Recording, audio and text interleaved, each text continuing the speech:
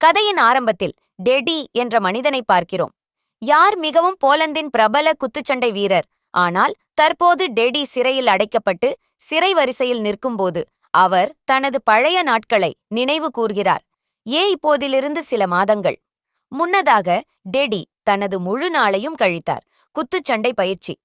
ஆனால் ஒரு நாள் ஜெர்மனி அவரது நாட்டை தாக்கியது மற்றும் சில ஜெர்மன் வீரர்கள் அவரை பிடித்து இந்த சிறையில் அடைத்தனர். இந்த சிறை வதை முகாம் என்று அழைக்கப்படும் இந்த இடம் என் நரகத்தை விட குறைவாக இல்லை. ஜெர்மன் வீரர்கள் செய்தார்கள். இந்த சிறையில் உள்ள கைதிகள் அனைவரும் இரவு பகலாக உழைக்கிறார்கள். அதற்கு பதிலாக அந்த கைதிகள் அனைவரும் செய்ய வேண்டியிருந்தது ஒரு சிறிய அறையில் தூங்கி அதன் மேல் அவர்கள் இருந்தனர். உணவுக்காக கூழாங்கற்களால் செய்யப்பட்ட சூப் கொடுக்கப்பட்டது. அது இல்லை, அனைத்தும் மனிதர்கள் சாப்பிடுவதற்கு ஏற்றவை. இப்போது இந்த சித்திரவதை காரணமாக பலர் கைதிகள் ஆபத்தான நோய்களுக்கு பலியாக ஆரம்பித்தனர். மேலும் ஒவ்வொருவராக இறக்க ஆரம்பித்தனர். இந்த கைதிகளில் ஜானிக் என்ற சிறுவனும் இருந்தான். ஒவ்வொரு நாளும் மற்ற கைதிகளால் அடிக்கப்படுபவர். மேலும் பலமுறை கைதி கூட அவரை அடித்தார். உணவை கூட பிடுங்கிக் கொண்டிருந்தார்கள். இப்போது ஒரு நாள் முதியவர் இந்த சிறையிலிருந்து தப்பிக்க திட்டம் தீட்டி தனது நண்பர்களிடம் கூறினார். இந்த திட்டத்தை பற்றி. ஆனால் துரதிருஷ்டவசமாக ஒரு ஜெர்மன் சிப்பாய் அவனுடைய வார்த்தைகளை கேட்டு அவன் தலையில் தடியால் அடித்துக் கொன்றான். இதை பார்த்த கைதிகள் செய்தனர். இப்போது எந்த சிறப்பு எதிர்வினையும் கொடுக்க வேண்டாம், அவர்கள் இதற்கெல்லாம் பழகிவிட்டார்கள். இப்போது அது மாலை ஜானிக் டேடியிடம் வந்து நான் உங்களின் தீவிர ரசிகன் என்று அவரிடம் கூறுகிறார். உங்கள் எல்லா போட்டிகளையும் நான் டிவியில் பார்த்திருக்கிறேன். நீங்கள் பார்க்கிறீர்கள், இந்த டேடி நாம் வேண்டும் என்று கூறுகிறார். ஜேர்மனியர்கள் என்றால் இதை பற்றி பேச வேண்டாம். இதைக் கேட்டால் என்னையும் கொல்லலாம். அடுத்த நாள் டெடி இருந்தார். ஒரு ஜெர்மன் அதிகாரியின் வீட்டை சுத்தம் செய்யும் வேலை கொடுக்கப்பட்டது. இங்கே டெடி அவர் மேசையில் ஒரு கூடை ஆப்பிள்களை பார்த்தார் மற்றும் அவர் வாய்ப்பு கிடைத்தது. அவர் தனது சட்டையில் 2 அல்லது 4 ஆப்பிள்களை மறைத்து வைத்தார். அதன் பிறகு அவர் முகாமுக்கு திரும்பிய போது அவர் ஜானிக்கிற்கு ஒரு ஆப்பிள் கொடுத்தார். ஆனால் அதைதானே சாப்பிடுவதற்கு பதிலாக ஜானிக் அந்த ஆப்பிளை கொடுத்தார் ஒரு முதியவருக்கு. இப்போது ஜானிக்க பார்க்கிறேன், சுத்தமான இதயம். டெடி அவருக்கு மற்றொரு ஆப்பிள் கொடுத்தார். ஆனால் திடீரென்று அந்த அதிகாரி யாருடைய வீட்டிலிருந்து அங்கு வந்தார். டெடி அந்த ஆப்பிள்களை திருடிவிட்டார். இப்போது டெடியுடன் ஜானிக் மற்றும் அந்த முதியவரும் இருந்தனர். பிடிக்கப்பட்டு சிறைக்கு அனுப்பப்பட்டனர். இங்கே அதிகாரி முதியவரின் தலையில் ஆப்பிளை வைத்தார். ஆனால் ஆப்பிளை ஊதுவதற்கு பதிலாக அந்த மனிதனின் மண்டையை உடைத்தார். இதற்கு பிறகு அவரும் டெடியை ஆப்பிளை தலையில் வைக்கச் சொன்னார்.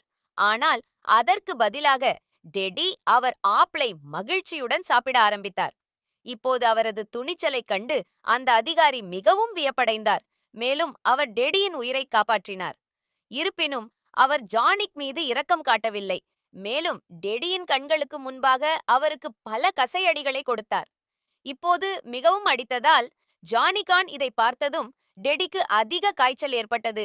டெடி உணர்ந்தார், மிகவும் வருந்துகிறேன். ஏனென்றால் அவருடைய தவறுகளில் ஒன்று. இந்த நிலையில் ஜானிக் மறுபுறம் ஜெர்மன் வீரர்கள் பல கைதிகளை பூட்டினர் ஒரு எரிவாயு அறையில் மற்றும் அவர்களுக்குள் விஷவாயு வெளியேறியது. இதன் காரணமாக அனைத்து மக்கள் மிகவும் கொடூரமாக கொல்லப்பட்டனர். நாட்கள் கடந்து சென்று இந்த கைதிகள் மீதான சித்திரவதை மேலும் அதிகரித்தது. நாள் முடிவதற்கு முன்பே இந்த கைதிகள் வேலைக்கு அமர்த்தப்பட்டனர். பதிலுக்கு அவர்களுக்கு கண்ணியமான உணவும் கிடைக்கவில்லை, தூங்குவதற்கு இடமும் இல்லை. ஜெர்மன் வீரர்கள் இந்த கைதிகளை மணிக்கணக்கில் வேலை செய்ய வைத்தது. யாரோ ஒருவர் சோர்வாக உட்கார்ந்து அவரை சுடுவார்கள். ஒரு நாள் ஒரு ஜெர்மன் ராணுவ வீரர் ஒரு துண்டு ரொட்டியை தரையில் எறிந்தார். அதை பார்த்ததும் 2 கைதிகள் அந்த ரொட்டியில் குதித்தனர். அவர்கள் நாய்களைப் போல சண்டையிடுவதை பார்த்து அதிகாரிக்கு ஒரு யோசனை வந்தது. 2 கைதிகள் தங்களுக்குள் சண்டையிட முடிவு செய்தார். வெற்றி பெற்ற கைதிக்கு ஒரு துண்டு ரொட்டி கொடுப்பதாக உறுதியளித்தார். இப்போது முதல் சுற்றுக்கு பிறகு டெடி சண்டை களத்திற்கு அழைக்கப்பட்டார். அவர் வைத்திருந்தாலும் நீண்ட காலமாக குத்துச்சண்டை பயிற்சி செய்யவில்லை. அவர் அனைவரையும் மிக எளிதாக தோற்கடித்தார். இப்போது டெடியின் திறமையை பார்க்கும்போது ஒரு ஜெர்மன் சிப்பாய் அவரை மிகவும் கவர்ந்தார். மேலும் அவர் டெடிக்கு குத்துச்சண்டை போட்டிக்கு சவால் விடுத்தார். இதற்கு டெடியும் சம்மதித்தார். அவர் ஒப்புக்கொண்டார். மற்றும் இருவருக்கும் இடையே சண்டை தொடங்கியது. இங்கே அந்த அதிகாரி டெடியை பலமுறை தாக்கினார். ஹீரோ அவரை மிகவும் சுத்தமாகவும் தவிர்க்கவும் செய்தார். அவருக்கு வாய்ப்பு கிடைத்தவுடனே அதிகாரியின் ஆட்டத்தை ஒரு குத்தத்துடன் முடித்தார். இப்போது டெடியின் சுறுசுறுப்பு மற்றும் திறன். இந்த அதிகாரி மிகவும் இருந்தார். அவரால் ஈர்க்கப்பட்டார் மற்றும் பதிலுக்கு அவர் டெடிக்கு நிறைய உணவு கொடுத்தார். இதற்கு பிறகு டெடி தனது நண்பர்களிடம் திரும்பி அனைவருக்கும் உணவை விநியோகித்தார். அதை சாப்பிட்டேன். இதன்போது அவனது பார்வை ஜானிக் மீது விழுந்தது. அதிக காய்ச்சலால் பாதிக்கப்பட்டு தொடர்ந்து சாப்பிட்டுக் கொண்டிருந்தவர்.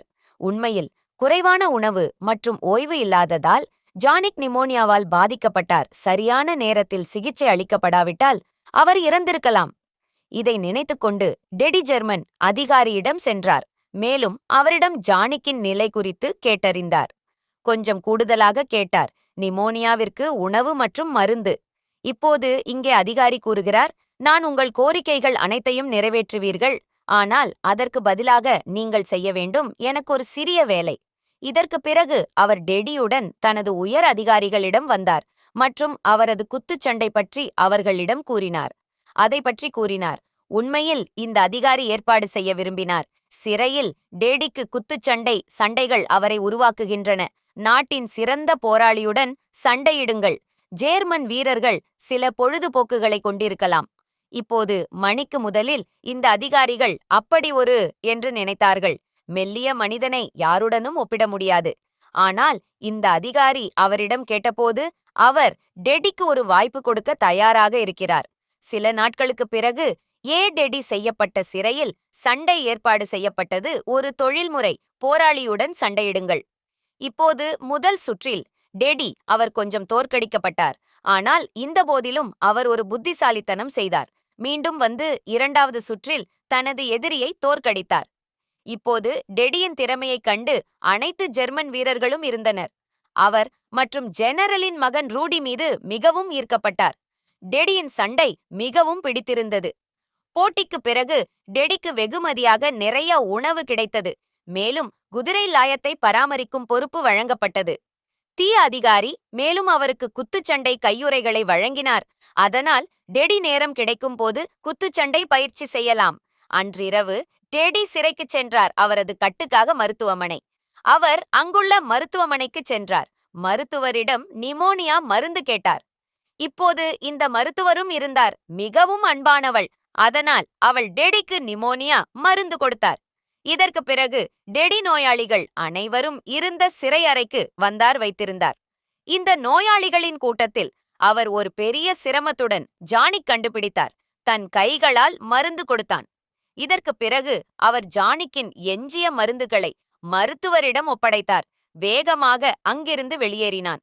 நாட்கள் இப்படி கடந்துவிட்டது. இப்போது டெடியின் நிலையும் கூட மேம்படுத்தத் தொடங்கியது. தினமும் நல்ல சாப்பாடு சாப்பிட்டான். மேலும் அவருக்கு நேரம் கிடைக்கும் போதெல்லாம் அவர் செய்வார் அவரது குத்துச்சண்டை பயிற்சியும். அவர் கொடுத்த மருந்துகளால் ஜானிக்கின் உடல்நிலை தற்போது குணமடைந்துள்ளது. அதன் பிறகு ஜானிக் மருத்துவமனையில் பணிபுரியச் செய்தார். இப்போது வெளியில் ஒப்பிடும்போது ஜானிக் செய்ய வேண்டியிருந்தது மருத்துவமனையில் குறைவான வேலை. அதன் காரணமாக அவரது உடல்நிலை முன்பை விட இப்போது நன்றாக இருந்தது. மருத்துவமனையில் பணிபுரியும் போது ஜனக் ஹெல்சிங் என்ற பெண்ணை சந்தித்தார். மிக விரைவில் இருவரும் நண்பர்களானார்கள். இப்போது டெடி மற்றும் ஜானக்கின் வாழ்க்கை முன்பை விட சிறப்பாக இருந்தது. ஆனால் அவர்கள் சிறையில் இருந்தனர். தீ மற்ற மக்களின் நிலை இன்னும் மோசமாக இருந்தது. ஒவ்வொரு நாளும் பல கைதிகள் இருந்தனர். சிறிய தவறுகளுக்காகவும் மற்றும் அந்த கொலைகளுக்காகவும் ஜெர்மன் தோட்டாக்களிலிருந்து உயிர் பிழைத்தது. ஏதோ ஒரு நோயால் இறந்தார். இதையெல்லாம் பார்த்து டெடி தனது தோழர்களிடம் கூறினார். அவர் கைதிக்கு உதவ முடிவு செய்தார் மற்றும் அவரது குத்துச்சண்டையில் தன்னை அர்ப்பணித்தார். பயிற்சி அவரது திறமையால் அவர் ஒவ்வொரு சண்டையிலும் வென்றார். மேலும் அவருக்கு வெகுமதியாக கிடைத்த உணவை சக நண்பர்களுக்கு விநியோகித்தார். கைதிகளுடன் அவரும் விடுவிக்கப்பட்டார். சிறை மருத்துவமனையில் இருந்து அவர் மருந்துகளை திருடுவார். நோய்வாய்ப்பட்ட மற்றும் காயமடைந்த மக்களுக்கு அவற்றை வழங்குங்கள். அவர்கள் வலியிலிருந்து சிறிது நிவாரணம் பெற முடியும். இப்படியே நாட்கள் கழிந்தது. ஒரு நாள் ஜெர்மன் வீரர்கள் மற்றொரு சிறையிலிருந்து ஒரு ஆபத்தான குத்துச்சண்டை வீரரை அழைத்தார். யாருடைய சண்டை டேடியுடன் இருக்கப் போகிறது. இப்போது இந்த குத்துச்சண்டை வீரரின் அளவு எல்லோருக்கும் இருந்தது. இந்த முறை டெடி நிச்சயமாக தோற்பார். ஆனால் அது தோல்வியடைந்தது நடக்காது. டெடி அற்புதமான சுறுசுறுப்பை காட்டி தோற்கடித்தார்.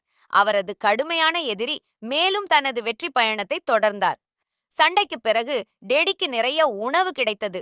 அவர் அதை அனைவருடனும் பகிர்ந்து கொண்ட பிறகு அடுத்த நாள் பயன்படுத்தினார். டெடி நிறைய இறந்த உடல்களை பார்த்தார். முகாமிலிருந்து வெளியே செல்வது. உண்மையில் அதே மக்கள்தான் குத்துச்சண்டையில் டெடி தோற்கடிக்கப்பட்டவர். இதை பார்த்த டெடி மிகவும் வருத்தமடைந்தார். இனி குத்துச்சண்டை விளையாடுவதில்லை என்று முடிவெடுத்தார். இப்போது ஜானி இதை அறிந்ததும் அவர் குத்துச்சண்டையை கைவிட டேடியை தடை செய்தார். ஏனென்றால் அவனுடைய சண்டையின் காரணமாக அவை அனைத்தும் கண்ணியமான உணவு கிடைத்தது. இப்போது அந்த இரவு பல கைதிகள் மீண்டும் அந்த எரிவாயு அறைக்குள் வைக்கப்பட்டனர். இந்த முறை இந்த கைதிகள் மத்தியில் இருந்தது ஜாங்கின் நண்பர் ஹெல்சிங் உணவு திருடும்போது ஜெர்மன் இராணுவத்தினரால் பிடிக்கப்பட்டது.